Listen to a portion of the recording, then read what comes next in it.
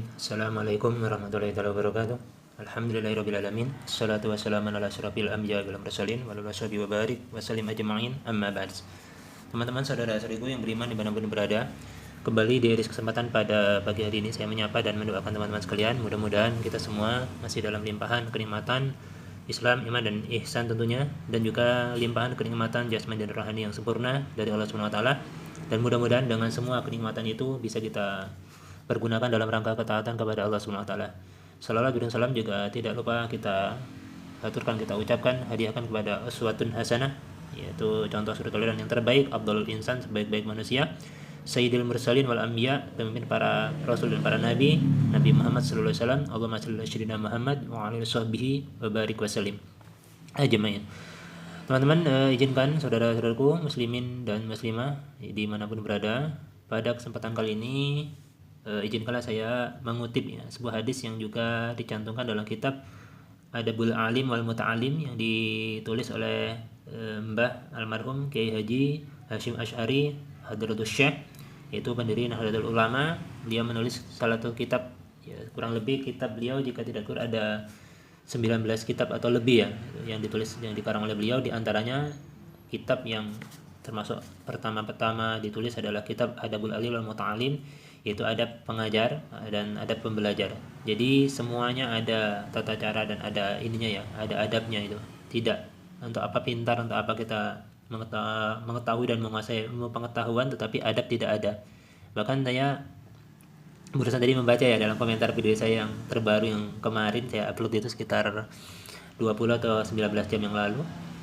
Ada yang komentar yang dalam video tersebut saya tidak menyebutkan nama, tetapi tiba-tiba komentarnya ngegas. Jadi saya tidak menanggapi komentar itu terlalu berlebihan karena saya upload video itu untuk edukasi. Diniatkan karena di hadis Al-Bukhari itu innamal a'malu binniyah, dan juga dicantumkan di kitab Riyadhus Shalihin, dan juga dicantumkan di kitab Al-Arba'in yang ditulis oleh Imam An-Nawawi. Bahwasanya segala sesuatu itu tergantung dengan niatnya. Kalau kita upload video itu mau ada yang nonton, ada yang subscribe, ataupun yang tidak ada yang komentar sama sekali pun, yang terpenting apa yang kita sharingkan itu memberikan manfaat bagi orang lain, dan tentunya mengenalkan kembali jika ada beberapa informasi mungkin dari hadis-hadis Nabi yang belum didengarkan oleh teman-teman sekalian, mendapat pemahaman yang terbaik. Dan saya pun di akhir kata selalu menyampaikan jika ada kesalahan saya mohon dimaafkan, karena itu bagian daripada kehilapan saya sebagai manusia.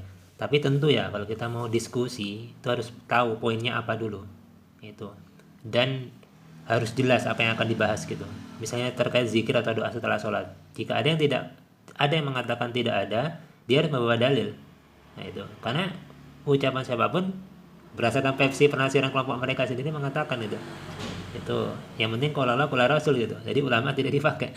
Nah kalau ulama tidak dipakai dari mana? Kalau taunya hilaf tuh ulama mana yang mengatakan doa setelah sholat itu tidak ada Tapi saya tidak memperpanjang ini sebagai mukadimah. Intinya kalau mau diskusi kita harus seimbang. Nah itu saja. Nah ini poinnya yang pertama gitu. Kalau misalnya saya saya hafal setengah dari Al-Quran, maka Anda harus juga hafal setengah dari Al-Quran atau lebih.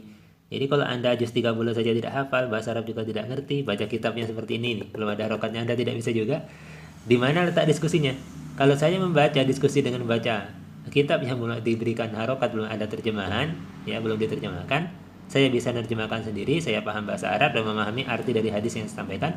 Anda baca terjemah, lalu bagaimana diskusinya? Kan nggak seimbang gitu Jadi levelnya sebenarnya saya pun masih belajar, apalagi Anda yang tidak bisa baca kitab gitu, maka harus belajar. Sekali lagi bukan mau menampilkan apa-apa, edukasi dan kami menyampaikan untuk menjaga semua kaum muslimin muslimat yang dalam ikatan besar yaitu Ahlussunnah wal Jamaah, yang kita sama-sama gitu beriman pada Allah dan Rasulnya, dan menjaga. Jadi kalau ada yang memberikan statement yang tidak baik, zikir ataupun berdoa setelah sholat yang bid'ah, saya kan tidak sebutkan kelompoknya. Kita harus memberikan sanggahan dengan cara yang baik kan saya tidak mencela Anda gitu. Kenapa Anda harus marah dan harus ngegas gitu kan? Tidak ada yang balesin lagi, itu lucu-lucuan aja sebenarnya gitu. Kalau mau diskusi tinggalkan nomor HP, pastikan Anda siapkan kitab yang akan Anda diskusikan sama saya. Alhamdulillah kutubus sita, kutubus tis'a, ada semua kitab yang 9 pokok primer dari Sahih Al-Bukhari, Sahih Muslim, kitab Sunan ada 5 saya. Sunan Abu Dawud, Sunan At-Tirmizi, Sunan An-Nasa'i, Sunan Ibnu Majah, dan Sunan Ad-Darimi, itu ada semua lengkap saya. Itu kalau kitab-kitab yang menengah ke bawah juga ada gitu. Itu kan kitab induk yang saya sebutkan tadi. Kalau Anda nggak hafal judulnya, nggak pernah baca kitabnya, gimana diskusi gitu? Bagi Ini sekali lagi saya akan sharing kembali ya, bukan mengajari tapi sharing berbagi pengetahuan. Jadi kalau mau komentar tolonglah komentar yang terbaik ya. Baik. Hadis ini diriwayatkan di sini tidak disebutkan, tetapi sebelum menulis kitab ini Syekh Daratus Syekh Mbak Kiai Haji Hasyim Asy'ari itu sudah menyebutkan sanad hadis beliau terhubung sampai ke Rasulullah SAW. Bahkan beliau bagian dari zuriat Rasulullah SAW. Dan disebutkan wa anhu sallallahu alaihi wasallam, maksudnya laki-laki yang meriwayatkan hadis ini dari Nabi adalah, kami sudah melacak redaksi hadisnya di kitab Sunan Abu Dawud dan kitab Sunan Nasa'i, bahwasanya yang dimaksud di sini adalah Abu Hurairah radhiyallahu anhu, seperti itu. Nah, itu. Ini menandakan beliau memang benar-benar fakal hadis ya. Mbak Hasyim Asy'ari ini, Hadratus Syekh ini paham hadis. Jadi untuk memperingkas buku yang ditulis ini tidak disebutkan namanya. Nah, biasanya akan disebutkan riwayatnya dari mana. Kalau di atas ini hadis sebelumnya di Rawahul Tirmizi ya, dari Imam Tirmizi. Ini hadis ini ada di kitab Sunan Abu Dawud, juga ada di kitab Sunan Ibnu Majah, seperti itu. Kalau di Imam Abu Dawud tuh, kalau punya kitabnya teman-teman yang belum terjemah ya, versi Arsi itu di nomor hadis 3664 ini. Kalau di Sunan Ibnu Majah di nomor hadis 252. Nah, itu. Anhu sallallahu alaihi wasallam, apa doanya? Apa isi matan hadisnya? Ini dari Abu Hurairah hadisnya ini. Ini kita baca, "Man ta'allama" ya. Jadi siapapun ya, mau kecil mau besar, ini man ini menunjuk kepada seseorang ya. Itu kepada satu orang. Kalau kita baca berarti menunjuk pada kita, tapi maknanya itu umum. Itu menunjuk person tapi maknanya general gitu. Menunjuk satu orang. Jadi kalau kita baca hadis jangan menunjuk ke orang lain. Jangan-jangan kayaknya si fulan tuh yang dituju, bukan. Tapi kita sendiri gitu. Ini kita seolah-olah sedang berhadapan dengan Rasulullah. Rasulullah mengatakan, "Hei kamu" gitu. "Hei fulan, itu seperti itu. Wahai kamu si A, wahai kamu si B," itu seperti itu. Ta'allama gitu. Ada siapapun, ya orang menyebutnya di terjemahan barang siapa ya, tapi saya belum menemukan barang itu sampai sekarang punya siapa gitu. Tapi lebih tepatnya siapapun ya kan yang beriman kepada Allah Subhanahu wa taala itu ta'allama ilman, seperti itu. Nah, itu. Ya, yang menuntut ilmu. Nah, itu. Yang menuntut ilmu. Mimma yabtagha bihi wajhillah, seperti itu. Itu. Dia menuntut ilmu itu bukan tujuannya yang seharusnya ya, yang seharusnya dia menuntut ilmu itu untuk mengharapkan ridho Allah Subhanahu wa taala. Wajh Allah di sini maksudnya adalah ridho Allah Subhanahu wa taala atau keberkahan atau rahmat Allah Subhanahu wa taala. Allah Azza wa Jalla dalam redaksi hadisnya. Selanjutnya, la yata'allamuhu illa liyusiba bihi. Nah, itu. Jadi dan dia tidak menuntut ilmu pengetahuan kecuali untuk mendapatkan apa di sini disebutkan? Aradam minad dunia. Aradam minad dunia gitu. Kecuali untuk mendapatkan dunia. Nah, itu belajar. Ya, orang yang ta'lim di masjid.